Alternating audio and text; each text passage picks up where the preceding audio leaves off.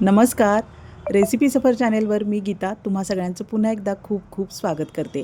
या भागात आपण बघणार आहोत कोथिंबिरीचे कबाब. कोथिंबीर स्वच्छ धुवून हलक्या उन्हात सुकवून घ्यायची आहे.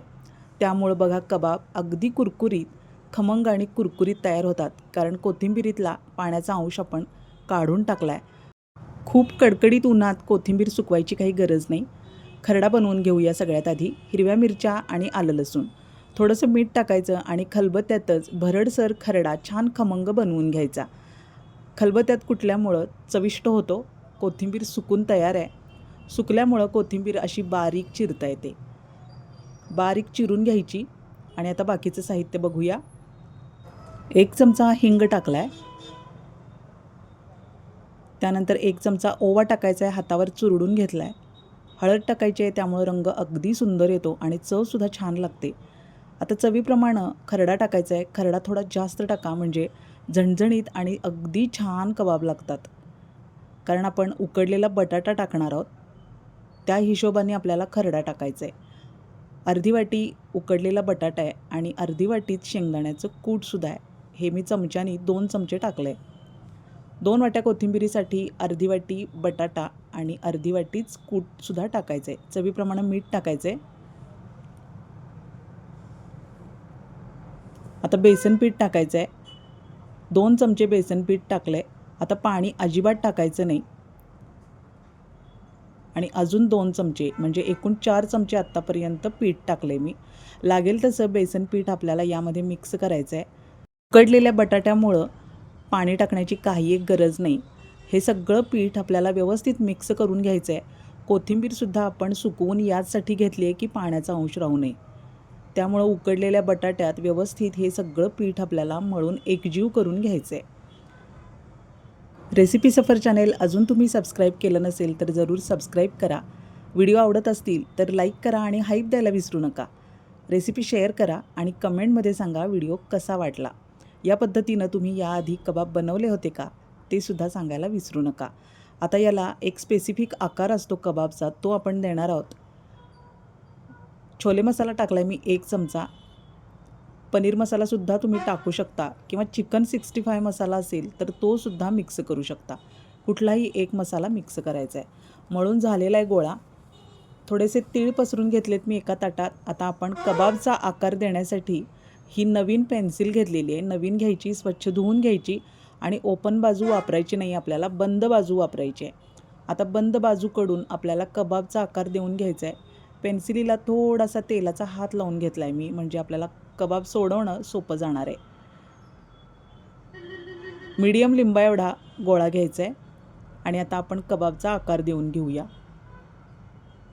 अशा पद्धतीनं रोल बनवून घ्यायचा आहे आणि मग आपल्याला पेन्सिलीनं त्याला आकार देऊन घ्यायचा आहे.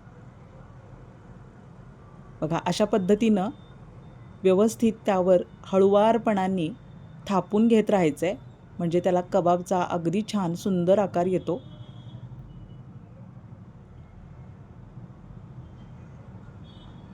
अशा पद्धतीनं आपण आकार देऊन घेतला आहे. थोडासा तेलाचा हात लावायचा आणि गोल सारखा करून घ्यायचा. पेन्सिलीला तेल लावल्यामुळं हळुवारपणाने हा गोल आपण सोडवून घेणार आहोत. थोडासा पातळ बनवायचा, खूप जाड ठेवायचा नाही.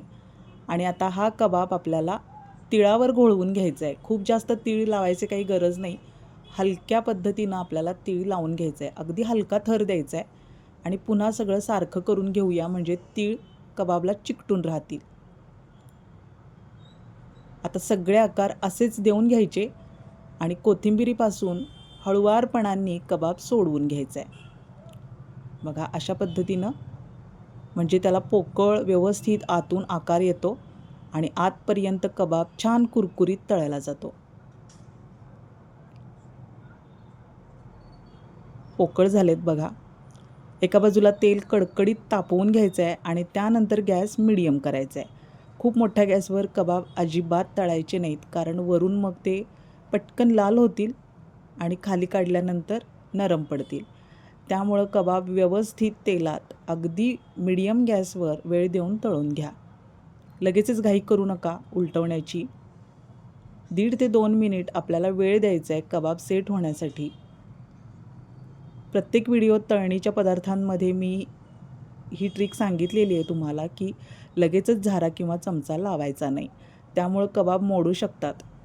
थोडा वेळ सेट होण्यासाठी दिला पाहिजे आणि त्यानंतरच आपल्याला कुठलीही तळणीची वस्तू व्यवस्थित उलटवून घ्यायची आहे.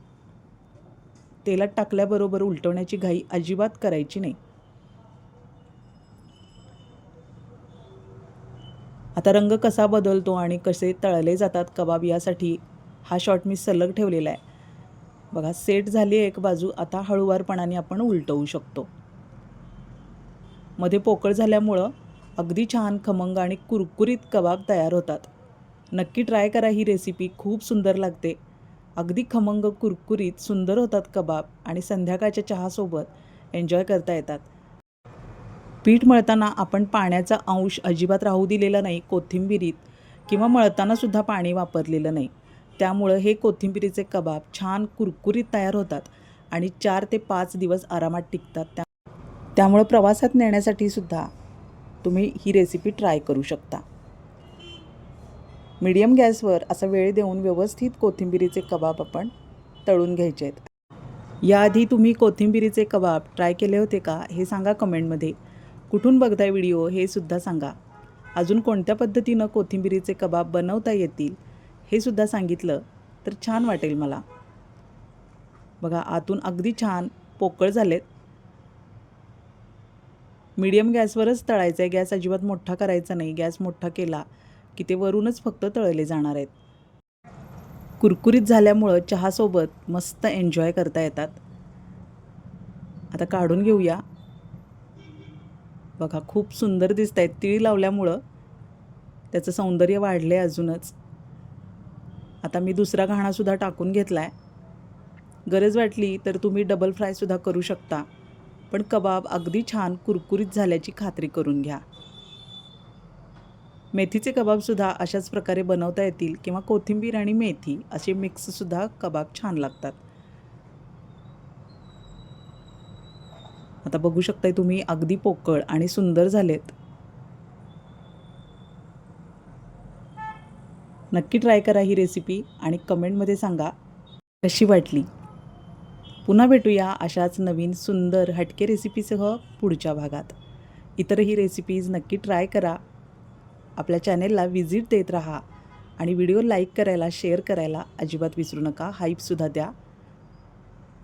अशाच नवीन इंटरेस्टिंग रेसिपीसह पुढच्या भागात भेटूया. तोपर्यंत निरोप घेते. धन्यवाद.